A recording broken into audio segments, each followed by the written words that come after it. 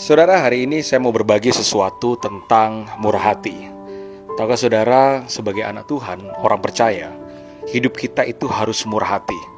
Dan ketika kita murah hati, maka segala kemurahan hati yang kita lakukan pasti akan membawa kita kepada berkat Tuhan. Makanya kalau ada orang yang tanya kepada saya, "Pak, apa sih tandanya orang itu bertobat?" Tanda orang bertobat bukan hanya tidak mabuk-mabukan, tidak main judi, tidak merokok. Tapi salah satu tanda orang yang bertobat adalah hidupnya tidak egois dan tidak kikir atau murah hati terhadap hidup orang lain. Makanya hidup itu pada akhirnya bukan kita sekedar diberkati, tapi kita menjadi berkat untuk orang lain.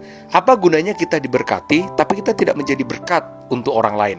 Karena itu Yesus berpesan dalam kitab Lukas pasal 6 ayat 36, saya akan baca buat saudara. Lukas 6 ayat 36, Alkitab berkata, "Hendaklah kamu murah hati, sama seperti Bapamu adalah murah hati." Saudara, ayat ini diajarkan oleh Yesus kepada murid-muridnya agar setiap murid-muridnya menyadari bahwa hidup itu harus berbagi kepada orang lain. Hidup itu harus murah hati. Apa yang kita punya, jangan kita genggam sendiri, tapi apa yang kita punya, kita harus bagikan kepada orang lain. Makanya kekayaan itu terlihat bukan dari apa yang kita punya, tapi kekayaan itu terlihat dari apa yang bisa kita bagikan untuk orang lain.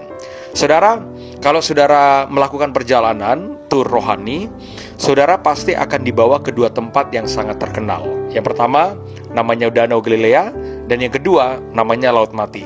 Kalau saudara belajar dalam sejarah letak geografis dari Danau Galilea dan Laut Mati, ternyata Danau Galilea dan Laut Mati itu sebelumnya dapat sumber air yang sama, yaitu dari Sungai Yordan. Nah, air itu mengalir dari Sungai Yordan, terus kemudian diterima sama Danau Galilea di satu sisi, dan kemudian diterima oleh Laut Mati. Cuma, hanya saja dari dua tempat ini ada perbedaan. Perbedaannya adalah air yang ada di Danau Galilea itu di dalamnya banyak ikan. Bahkan banyak tumbuhan subur di sekeliling Danau Galilea. Bagaimana di Laut Mati? Di Laut Mati tidak ada kehidupan. Jangankan ikan, katak pun tidak ada. Saudara, ini adalah sebuah pembelajaran dalam hidup kita bahwa hidup itu harus berbagi. Karena faktanya adalah Danau Galilea dan Laut Mati sekalipun dapat sumber air yang sama, tapi yang satu kehidupan, justru yang satu adanya cuma kematian.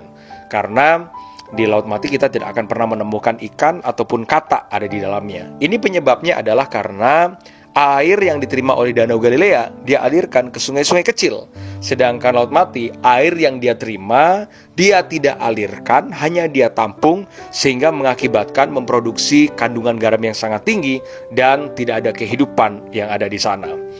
Saudara, hidup itu harus belajar seperti Danau Galilea. Berkat yang kita terima, kita harus bagikan kepada orang lain. Jangan dimakan sendiri. Karena di dalam tubuh manusia pun ada tempat pemasukan, ada tempat pengeluaran. Itu adalah siklus kehidupan yang seimbang. Karena itu, belajarlah untuk kita mau berbagi. Saudara, ada sedikit kesaksian ketika tahun lalu saya ke Israel. Waktu itu saya memimpin rombongan tur ke Israel.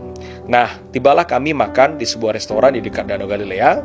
Dan hari itu ketika kami makan, tiba-tiba di samping sebelah kiri saya ada satu reservasi meja yang masih kosong. Dan saya lihat ternyata itu adalah reservasi dari rombongan tur yang berasal dari Jerman. Kemudian tidak lama setelah kami makan, saya bersama rombongan Indonesia kami makan.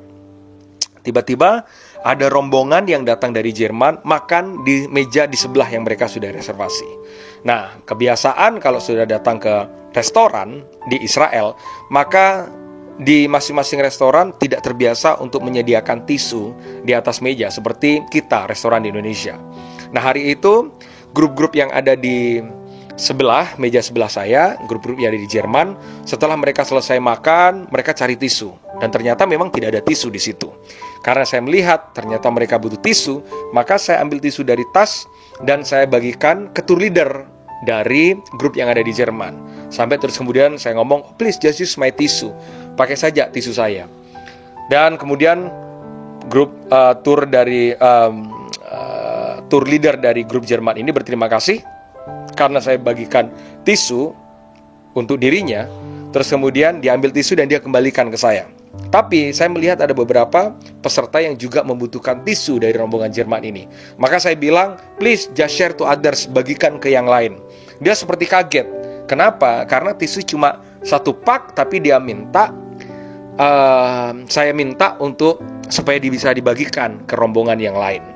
Dan dia berterima kasih dan kemudian dibagikan ke rombongan yang lain. Singkat cerita, terus kemudian kami berkenalan. Saya ngomong kami dari Indonesia dan mereka berkenalan, mereka dari Jerman. Kemudian mereka saling berkenalan dengan kami. Sampai kemudian tour leader dari Jerman ini, kami tuker-tukeran nomor handphone. Di tengah-tengah kami ngobrol, tiba-tiba ketika dia dengar nama Indonesia, dia bilang begini, sepupu saya itu mau ke Indonesia, mau cari briket. Nah, kebetulan hari itu saya sedang berada di Manado.